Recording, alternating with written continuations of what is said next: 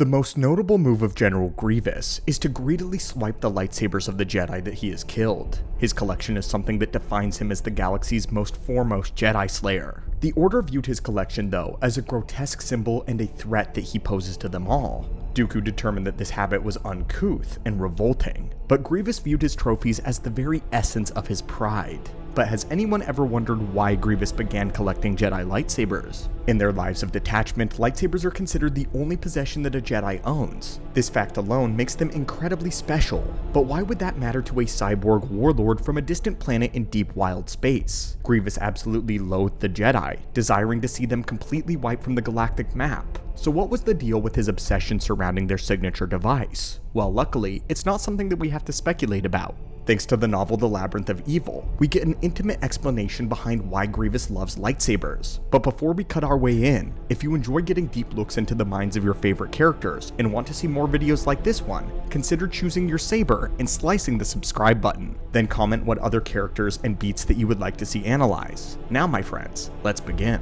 In Labyrinth of Evil, Grievous is admiring one of the sabers in his collection aboard his flagship, the Invisible Hand, and as he does so, Grievous muses about the weapon and how he has begun his collection. This led him to thinking back upon his first interaction with the Jedi, and for his love for their iconic lightsaber. The novel reads this: the revelation of his existence had to wait until a handful of hapless Jedi had arrived on the foundry world of Hypori. By then, Grievous had already amassed a sizable collection of lightsabers, but at Hypori he had been able to add several more, two of which he wore inside his command cloak even now. As trophies, they were superior to the pelts of hunted beings he knew some bounty hunters to affect. He admired the precision and care that had gone into the construction of the lightsabers. To him, each one seemed to retain a faint memory of its wielder. As a former swordmaster, Grievous could appreciate that each one had been handcrafted rather than turned into a quantity like blasters, or even pike weaponry. He could respect a Jedi for that at least, though he had nothing but hatred for them as an order.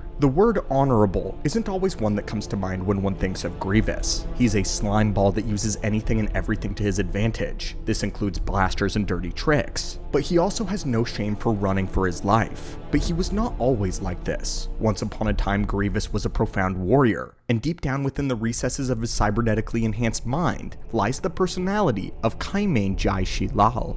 Qymaen was an honorable warlord of the Kaleesh people. This personality and his memories of his old life had been completely suppressed during his transformation though, but some facsimile of this personality still lingered. All of that is to point him to the fact that he deeply respected the craftsmanship of a weapon such as a lightsaber. He was deeply attached to the art of the sword because of the person who taught him how to use one, and for that, we'll need to look at his histories. Before the Battle of Geonosis, there was a planet in wild space known as Kaleesh, inhabited by the Kaleesh people who fought a tireless war against the insectoid Hux species. Grievous then was known as Qymaen, who was an infamous warlord during this conflict. Together with his closest friend, Ronderu Lil Kumar, he would win so many battles that the slave-hungry Hux renowned him as a demi-god, and so did his people. Grievous was an expert with the rifle, but his friend Kumar was an expert of the blade. She would then teach Qymaen how to use the sword, and grow to the level of mastery. The two were unstoppable together on the battlefield, and while it was unknown whether or not they were romantically involved, it was clear that they were inseparable.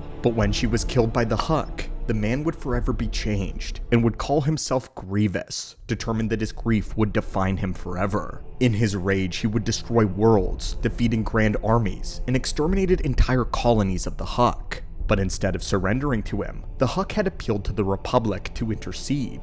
They spun the tale that the Kaleesh appeared as the aggressors in the war, and so over 50 Jedi Knights appeared on the world before Grievous, ready to let loose their lightsabers on Grievous and his army.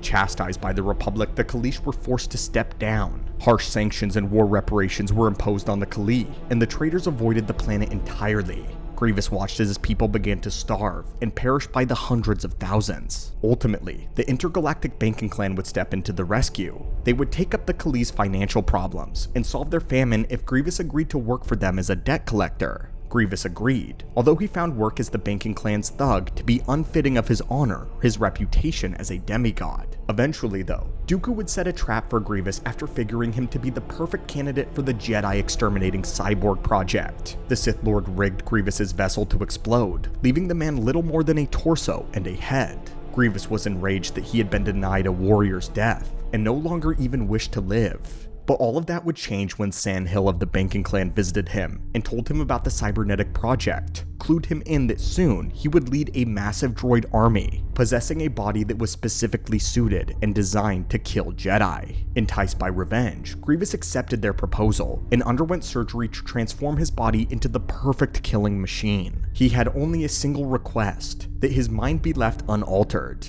and the request was very purposefully ignored. Dooku ordered Sandhill and the Geonosians to suppress all memories of his old life, all of the ideals of honor and glory in combat. Along with this, they also increased the parts of his brain attached to anger and aggression. This was done without Grievous's knowledge, so when he awoke, he was not the same man as he was before. He was a twisted creature bent on murdering all Jedi, but the reflections of his old self still presented itself in certain habits and ideals. He still remembered what it meant to proudly craft the weapon that you would use, and of course, he was still left with the memory of the sword, and how the most important person in his entire life had taught it to him. And so Grievous admired how much care and detail the Jedi put into their swords. As he said, each lightsaber was imprinted with the memories of their wielders. At some point, Grievous could likely ascertain everything he needed to know about a Jedi just by examining their lightsaber. Again, each one was handcrafted by the wielder, and not simply churned out of mass production like other weapons were. It showed the Jedi's dedication to their own form of battle, which Grievous was now utilizing against them to kill them. He despised their institution and everything they represented, but each individual as a warrior was something that a small part of him had to respect. Grievous was at certain times known to acknowledge the skill of a Jedi he found to be exceptional. He would do this with the Jedi Pablo Gil and La Cielo Sajun during the Battle of Coruscant. He admired how well they fought him in comparison to other Jedi that had fallen by his blade, and so once he defeated them, he carried their lightsabers with him until he died, with Pablo Gil's being one of the sabers that he used against Obi-Wan on Utapau.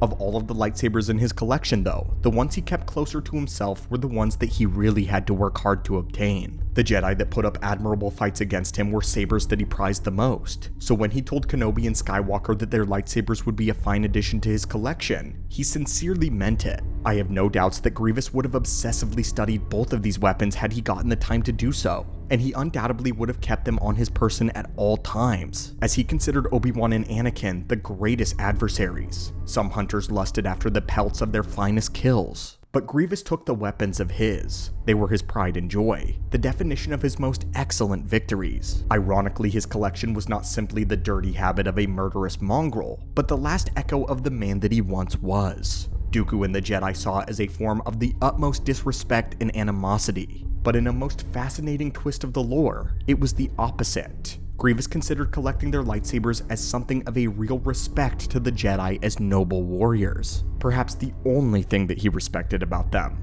But anyway, my friends, this was the reason why Grievous loved lightsabers so deeply, and if this was a question that you would hope would be answered, drop a comment letting us know about its explanation. And until next time, my friends, thank you so much for stopping by the archives here today, and may the Force be with you.